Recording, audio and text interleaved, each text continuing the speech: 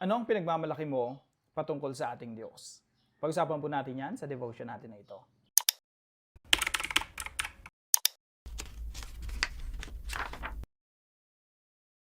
Magandang araw po sa bawat isa sa inyo. Welcome back to our 365 Daily Devotions Bible Characters Edition.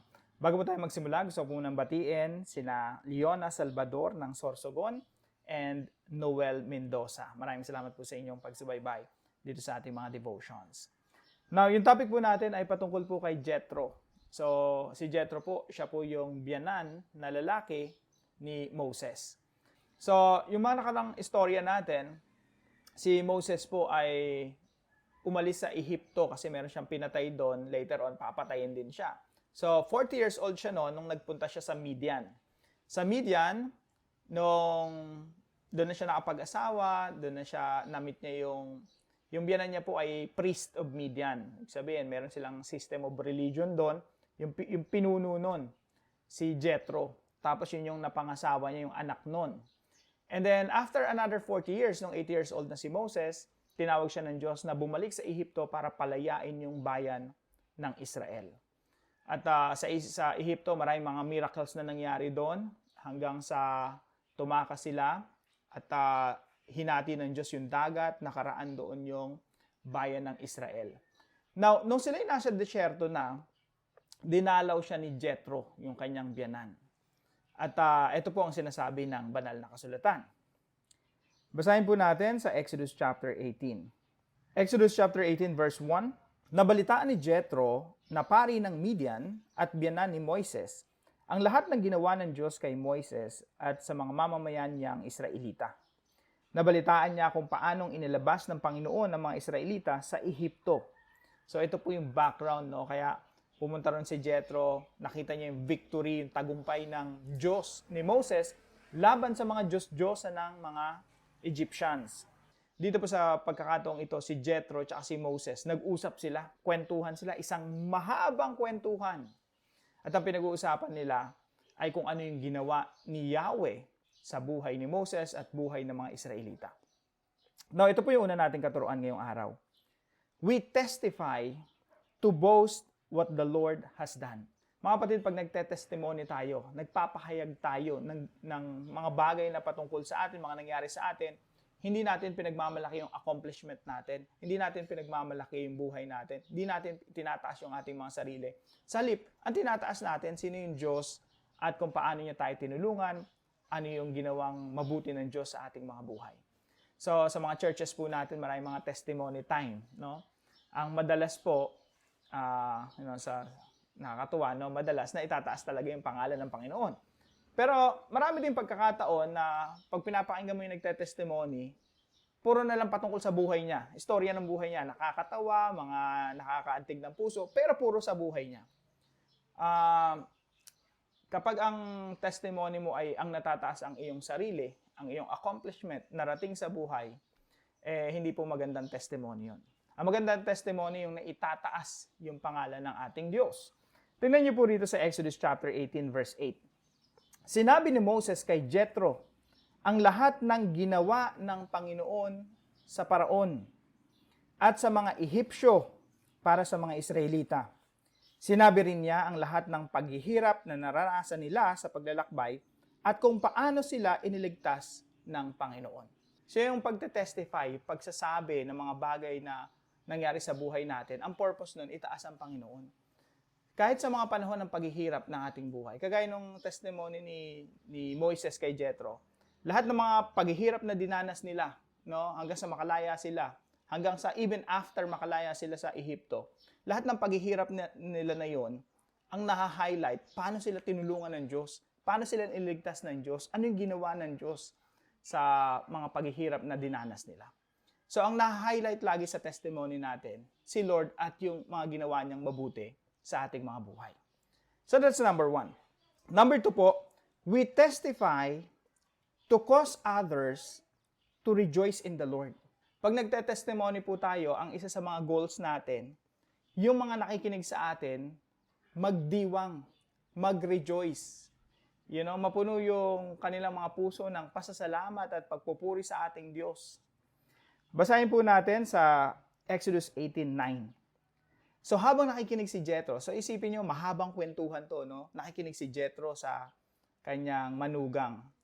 Habang nakikinig siya sa tindi ng istorya na nangyari sa Ehipto, paano yung tungkod niya naging ahas, paano yung Nile River naging dugo, nagkulay dugo, paano yung mga Diyos-Diyosa ng Ehipto ay hinusgahan ng Diyos, yung Diyos na nila patungkol sa insekto, talagang pinarusahan ng Diyos in a way, no? Nagsugo ang Diyos ng mga insekto, walang nagawa yung Diyos ng insekto, no? Na related dun sa mga insects.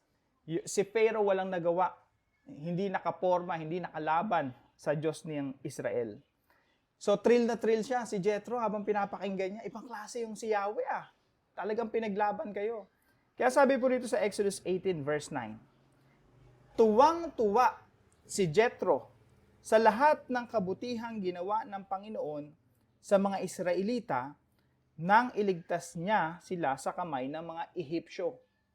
So yan dapat yung testimony natin, yan yung resulta. Yung mga tao nagre-rejoice, nagdidiwang, natutuwa. Hindi sa atin, kundi sa ginawa ng Diyos. Meaning to say, nai-encourage sila, napapalakas sila sa kanilang pananampalataya. At yung mga nakikinig sa atin, sa testimony ng ating buhay na ginawa ng Diyos sa ating buhay, sila ay tumitibay. Una, nakikilala nila ang Diyos ng higit pa sa kanilang pagkakakilala in the past, kasi nakikita nila yung Diyos paano kumilos sa buhay mo. Pangalawa, tumitibay sila sa kanilang pananampalataya sa ating Diyos. So, ganyan mag-testimony, no? Magbigay ng testimony. Natutuwa yung mga tao sa ginawa ng Diyos sa iyong buhay. Hindi yung naiinggit sila kasi ginagamit mo yung testimony para makapagyabang, no? Para mapakita sa mga tao yung accomplishment natin. No, that's not the way to give testimony. Pag nagte-testify tayo, natutuwa sila sa ginawa ng Diyos sa ating mga buhay. Pangatlo po, we testify to lead others to worship the Lord. Pag nagte-testify po tayo, ang primary goal natin, ma-lead natin yung mga nakikinig, yung mga taong kausap natin, upang sila ay sumamba sa ating Diyos. Pakinggan po natin sa Exodus 18:10-12. Sinabi ni Jethro, purihin ang Panginoon na nagligtas sa inyo sa kamay ng mga Ehipsyo at Paraon. Dapat yan ang sinasabi ng mga taong nakikinig. Praise the Lord. Hindi praise you, no, or praise me, or praise the one who's giving testimony. Hindi yung parang, wow, ang galing-galing mo. Hindi yun ang testimony eh. Kaya ka nagte-testify, you're testify to someone else, not to yourself, not to your strength, but to the strength of God. Not to your goodness, but to the goodness of God. So the purpose of testimony is so that people will praise God. Sabi po rito, purihin ang Panginoon na nagligtas sa inyo sa kamay ng mga Ehipsyo at ng Paraon. Nalalaman ko ngayon na mas makapangyarihan ng Panginoon sa lahat ng Diyos. So imagine, ito ay si Jethro, priest of Midian. Meron silang sariling system of religion. Sabi ng mga Bible scholars, talagang pagan si Jethro. Or possibly, kinikilala niya rin si Yahweh, pero one of the many gods. Pero meron silang sariling Diyos.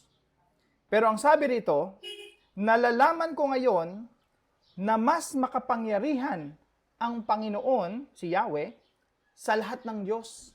Nakita niya, na-recognize niya. Wala na mas makapangyarihan pa kay Yahweh. Kasi isipin niyo nga naman, ang pinakamakapangyarihang bansa during that time was Egypt. Egypt ang pinakamakapangyarihan, superpower at that time. So, kinikilala yung Diyos ng Egypt, yung gods of Egypt, na pinakamakapangyarihan sa buong mundo. Pero doon sa Egypt mismo, hinusgahan o hinatulan ng Diyos, si Yahweh, ang lahat ng mga Diyos-Diyosa ng Ehipsyo. Kaya po, na-recognize ni Jethro na si Yahweh ang pinakamakapangyarihan sa lahat. Sabi niya po rito, nalalaman ko ngayon na mas makapangyarihan ng Panginoon sa lahat ng Diyos dahil iniligtas niya ang mga Israelita sa mga Ehipsyong nagmamaltrato sa kanila. Pagkatapos, pakinggan po nating mabuti, nag-alay si Jethro ng mga handog na sinusunog at iba pang mga handog sa Diyos. At habang ginagawa niya ito, dumating si Aaron at ang lahat ng pinuno ng Israel. Sumama sila kay Jethro upang kumain sa harap ng Diyos. So isipin niyo po yan, pati si Jethro na priest of Midian, naghanda rin ng mga handog kay Yahweh. Now, paano po natin ito i-apply sa ating mga buhay?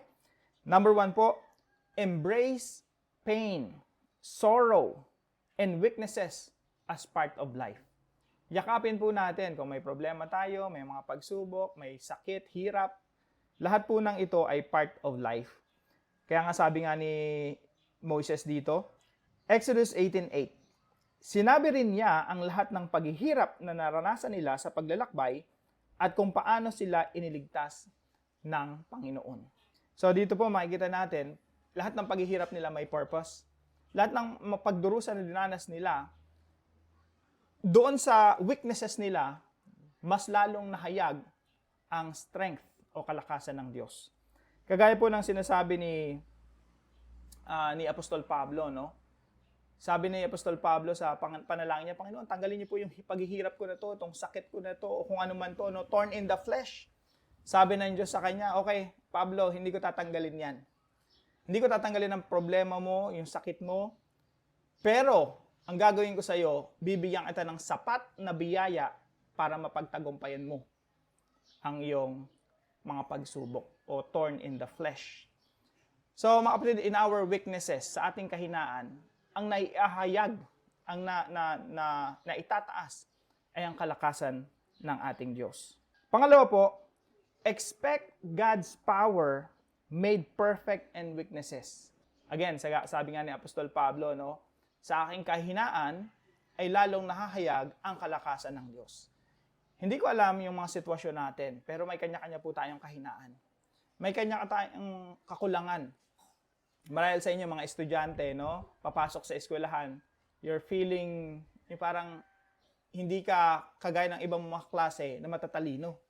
Yung iba sa atin susuong sa isang hanap buhay na, teka, parang hindi ko kakayanin to. Yung kakayanan ko, hindi kaya yung ganitong klaseng trabaho. Marahil yung iba sa atin, merong mga challenges sa buhay na, kailangan mo talagang malampasan, pero parang hindi mo kaya.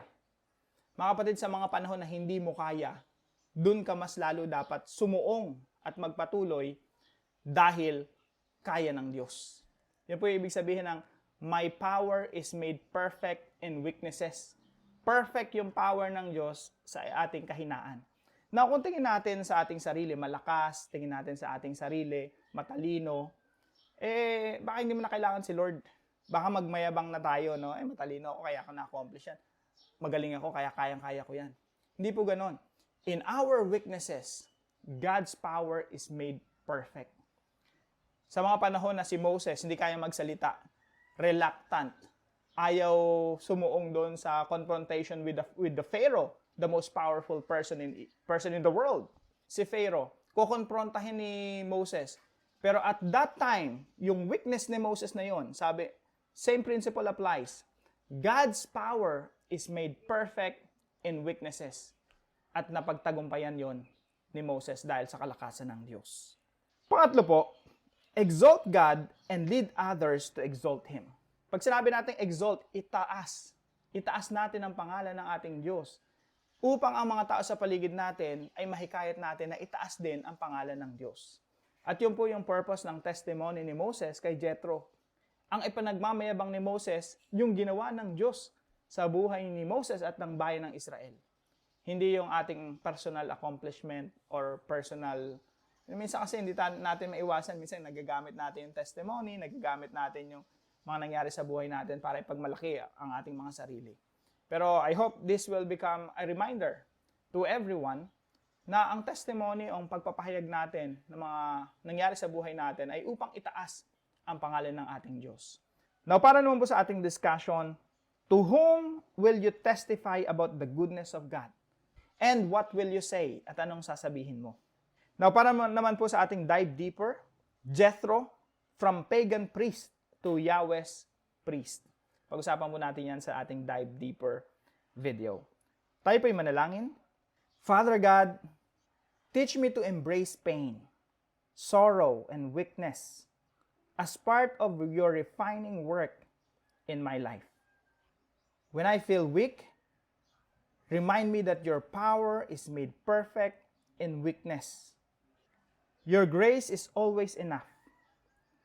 Let my struggles become display of your strength and glory. Give me courage to testify about your goodness to my family, friends, and those who do not yet know you. Help me declare how you sustain me as you turn Jethro from a pagan priest into a worshiper of Yahweh.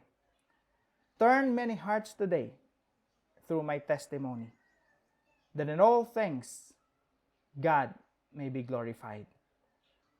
In Jesus' name, Amen and Amen. Kung kayo po ay may natutunan sa devotion natin na ito, ipalam niyo lang po sa comment section right below this video. And please don't forget to share this devotion to your family and friends. Pagpalain po kayo ng ating Panginoon. See you po tomorrow 5 a.m. dito sa ating Daily Devotions.